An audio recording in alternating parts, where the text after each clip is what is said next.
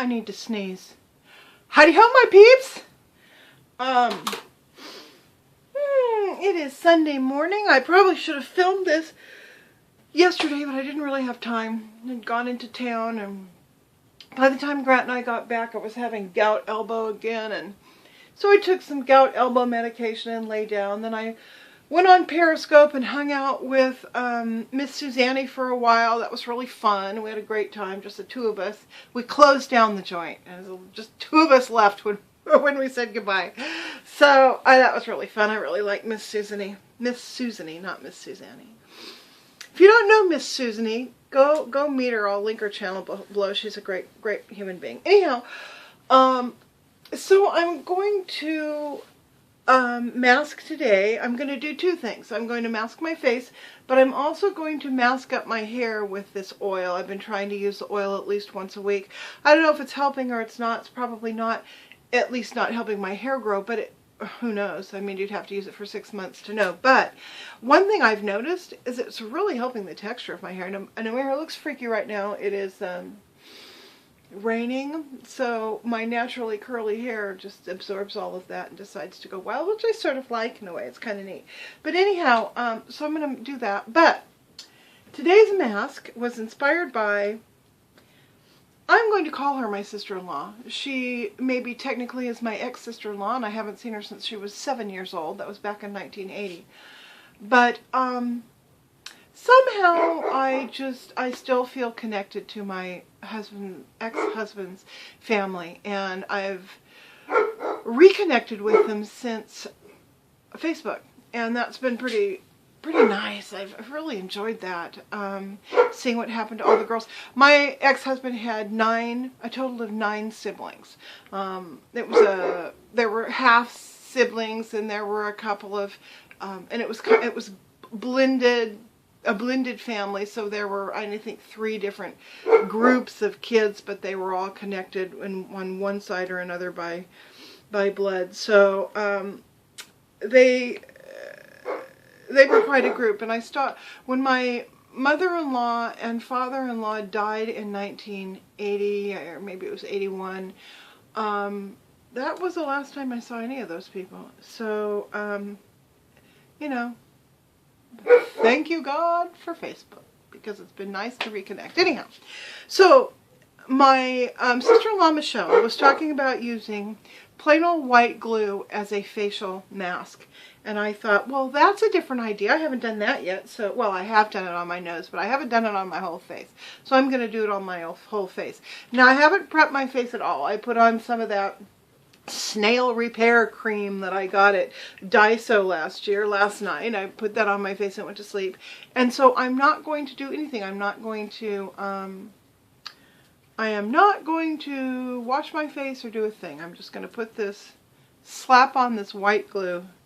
Supposedly it's non-toxic, safe and non-toxic. So we shall see.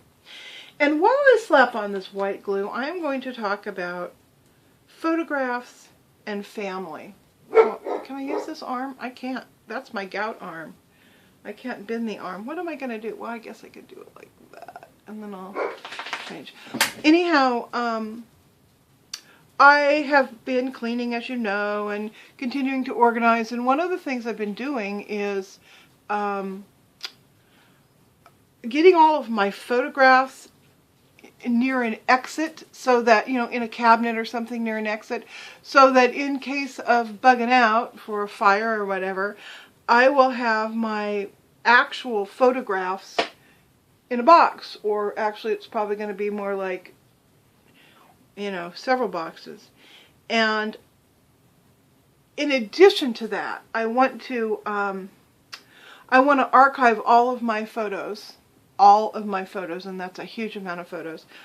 I want to archive them on thumb drive and so forth. I want several layers, redundancies of photographs, because my photographs are precious to me. Probably the most precious thing I've got. And so I've been thinking about that, and I've been thinking about why they're so precious. This morning I've been kind of going through this box of photos that I have sitting next to me over here on the counter, and thinking about organizing them. But I keep finding, I think I'm going to let the dog out.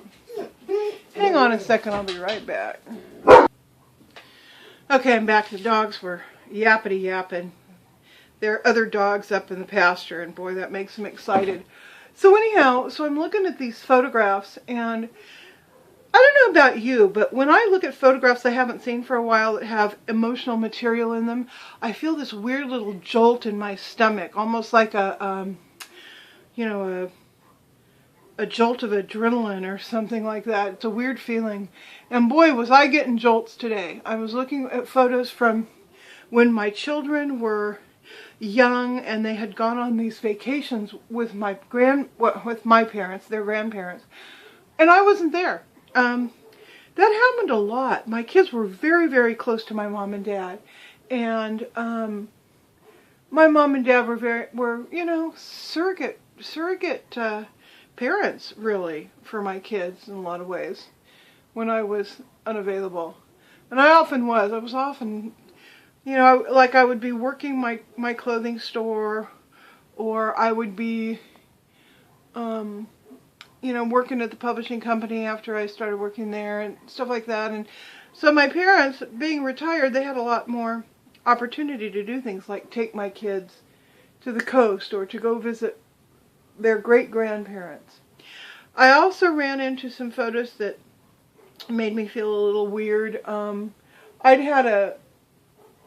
It was well after my boyfriend Albert and I had split up, well after, but we, like I told you, we remained friends, and I found a picture of, actually a series of pictures of a picnic that we'd had here, up in what I call the dog yard. It's just this little area up here, a little picnic area, and his mom was with us. And so here are all these happy pictures of the three of us having a lovely time. And those of you who've watched my video know that he just recently murdered her, as a result probably of a combination of two things, in mental illness and methamphetamine. So that was jolting. And then I found a photograph of myself at my lowest weight in my adult life. I weighed, well, not my very lowest, but since my kids were born, I weighed about 205 pounds in this photo. And that was kind of interesting to see my face then and my face now and watch the passing of time. I'm going to go wash my hands and give this an opportunity to dry up just a little bit, then I'm going to come back and do my hair. Okie dokie, I am back. This is going to dry for a while, and I took the opportunity of going through my photo box because I wanted to show you guys a few photos. This is just some random photos of my life. I hope you can see them. This is one of my very favorite photos ever. Let's see if I can get this to come in. Yeah, there we go. That's my dog, Harley, in my old bedroom when I still lived in town. I have that chair, but it needs to be recovered still. There's my bass guitar. I would sit in my bedroom and practice bass, and there's Harley sitting in my chair. I love that wall. It was like a periwinkle blue, and then I stamped gold fleur-de-lis on it. I thought that was pretty neat. Now I'm going to show you some pictures of family. This is one of my favorite photos too. I mean, they're all my favorites, right? This photo, okay. That old man lying there in the bed on his side. There he is. That's my grandfather. He had been sick. He had the flu or something. And the old guy you see sitting there on the far extreme right. Right? I don't know if it's right or left for you guys. Anyway, it's this old guy right here. That's Joe. Now, my grandfather and Joe, they lived up the street from one another, and neither one of them could hear a damn thing. So Joe would come over and he'd say, "Hey, how's your day going?" And my grandfather would say, your son got a gay coin? And Joe would say, no, we're not going to Mexico. Grandpa would say, you know, I've been to Calexico. My son went there. Your son has curly hair. I mean, it would go back and forth like that. It was hilarious. But these two loved one another. They were great friends, old friends, and it was just so nice. Joe died about 3 months after that photo was taken. And I don't think my grandfather ever knew. I don't think we told him, because he passed about another 6 months later. Here's a picture of my son, Nick, and he's sitting with our friend Bill, who is a world-class fiddler and banjo player, and he's given Nick some lessons in banjo. That was a fun day. Another picture of Nick. We're getting into family photos now. Standing next to Burrito. Nick and Burrito were especially good friends. So, doesn't Nick look like a young version of Shrek? He's lost a lot of weight since then. Okay, here's another photo I just adore. This was, we were driving home from Nevada City, where Grant and I had picked up some rescue alpaca. And we rented a big old van, a big white cargo van, to bring these things home in. I love this picture. There's Grant driving. There's our alpaca, Resita. And they have the same expression on their face. They're looking at the same thing. I think that's hilarious. I just love that. And probably a minute later, Grant got splattered with alpaca spit. Okay. My husband has got mad skills, I'll tell you. Right outside this window, I used to have a 7x9 garden shed, right? And I didn't like the position. I wanted it moved. So he said, okay, sure, I'll move it. He puts it on some piano dollies, slings a rope around it, and drags it to its new position with his Jeep. I mean, the man has mad skills. He really, really does. Here is the back view of a handbag I made for a friend. This was the hippie handbag. On the front, it's got a beaded picture of Bob Marley that I did. I don't think I've got a photo of the front. But isn't that neat, all that weird stuff I embroidered and sewed on it? Here's another look-see at it. I wish I had a picture of the front. Here's a handbag that I made. I gave it to my sister for Christmas last year. That's the front side. It's a bucket bag. And it's just embroidered and embellished with all sorts of stuff. And then this is what the back side looks like. It's got a different panels.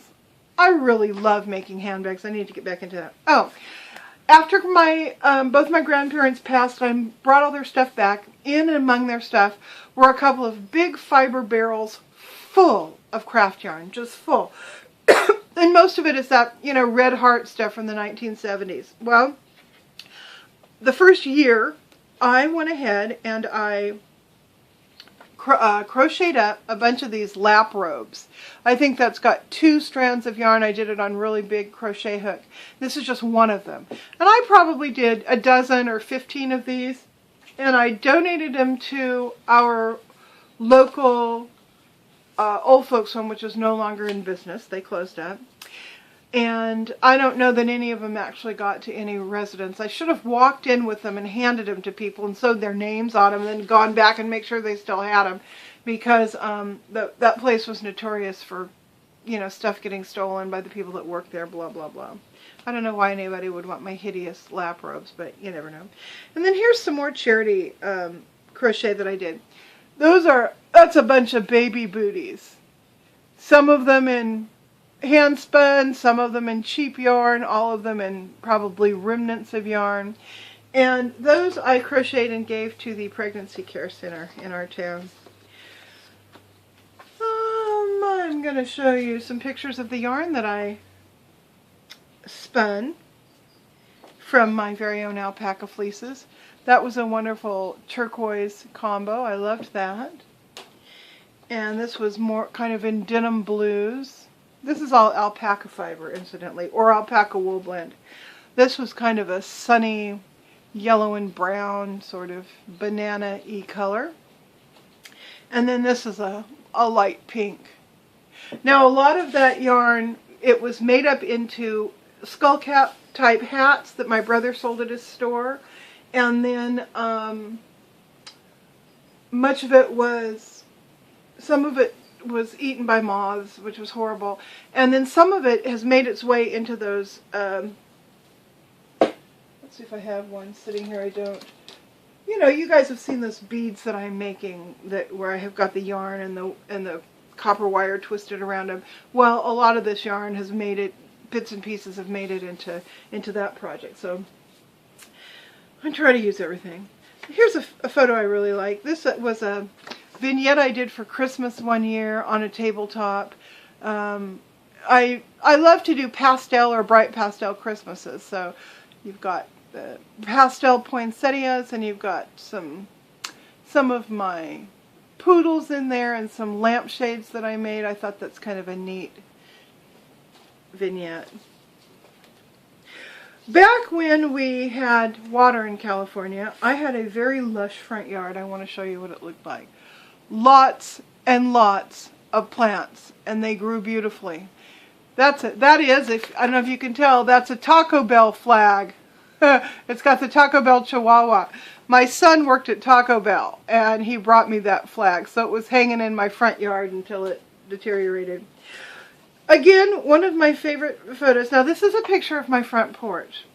Before the front porch was knocked down by the wind and rebuilt, before I got my brand new door, and back when well, let me just show you. Check that out. Is that oaky fabulous? Look at that door. It's missing pieces of glass, so I've stapled, you know, plastic and magazines, and I think there's a binder, a 3-ring binder stapled down there to the bottom to try to keep the dogs in. I mean, yeah, that was my front porch. Isn't that funny? In some ways, I think I like this front porch better than my front porch I have now, which is a little more conventional looking. Here is a section of porch. This got ripped down by the wind. This is where my bedroom space is now that got rebuilt. I built this porch myself. I actually built all of those walls and put in the door and all that. So we used to have breakfast out there, and I did crafts out there, and that's me looking happy and young in my tie-dye. Here's another picture of me in my tie-dye. I'm hanging out with Burrito and with my alpacas. He looked like such a spring chicken back then. Is this drying? Oh yeah, it is. Here's another picture I love. My husband and I were at Lamoille Canyon above Elko, Nevada, and he took that picture of me.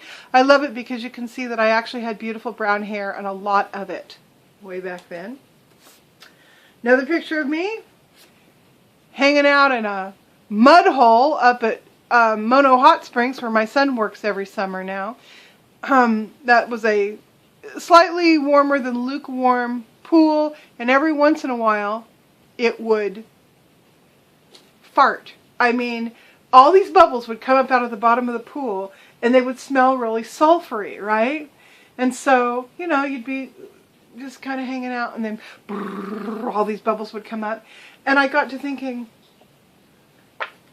if the fissures in the earth that are now farting at me decided to get really, really bad diarrhea while I was in the hot spring, I'd be a boiled chicken. I mean, you're really taking your life in your hands when you hang out in a hot spring in California, because we're all waiting for the big one.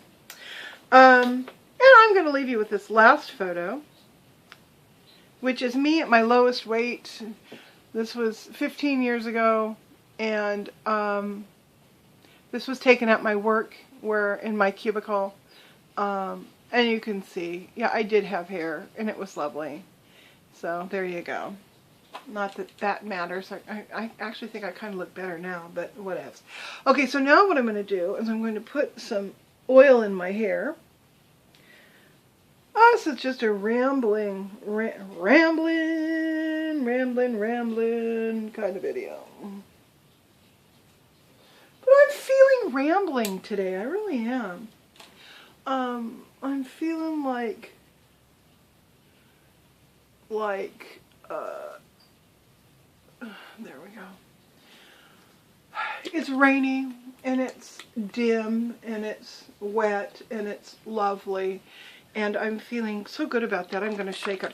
This is neem oil, jojoba, black castor oil, and then some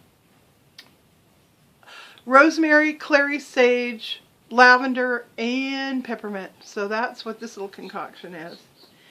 And it's so cool. It's got the little spouty thing, and I just put a couple of drops. You know, I don't squeeze too hard, just a little bit of drops here and there. I put it right on my scalp. And I haven't started the Rogaine yet, but I'm going to. I think that's one of the things I'm going to ask my mother on my birthday. She already actually gave me something for my birthday, but I'm going to see if I can't get her to get me some Rogaine. Maybe a 4-month supply of Rogaine, so I can see if it actually makes a difference or not. So, yeah. So I just kind of dot it on, sort of all over. Then I'm going to put some in my palm. I just put about a teaspoon in my palm. I'm going to rub it on my hands. And now I'm going to rub it on the length of my hair. And I'm going to massage this. Oh, my elbow's loosening up. That's good. So yeah, this is Sunday, and it's a wonderful Sunday, and I'm just really enjoying it. And so I know I'm boring the ever-living crap out of you guys, but with my rambling, it means nothing, yappity yap today. So what I'm going to do is I'm going to turn this camera off. I'm going to give you a break from me, and then I'm going to come back when it's time to peel. Okie dokie. It's an hour later. I have been crocheting and working on YouTube, watching YouTube videos, and I kind of, oh, that's not quite dry, but that's okay. We're not going to worry about it. Okay, so the glue has pretty much dried. So let's see what it's like to peel it off. Is my thing dirty? Hang on a second. I'm going to wipe off my lens a little bit here. I don't know. Okie dokie. So here we go. I'm going to start down here. Oh gosh, I love it when it hurts. Oh, I love this. I love it when I do a peel off mask and I can feel all the little hairs and everything else going with it. It's hard to kind of like get the, maybe I should go from the top down. Oh, maybe that's what I'll do. It's hard to like get it started sometimes. Oh yeah, listen to that. Oh God, that hurts so good. Okay.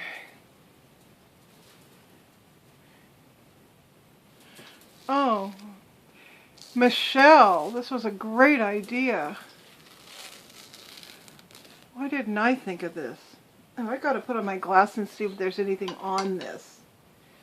Like,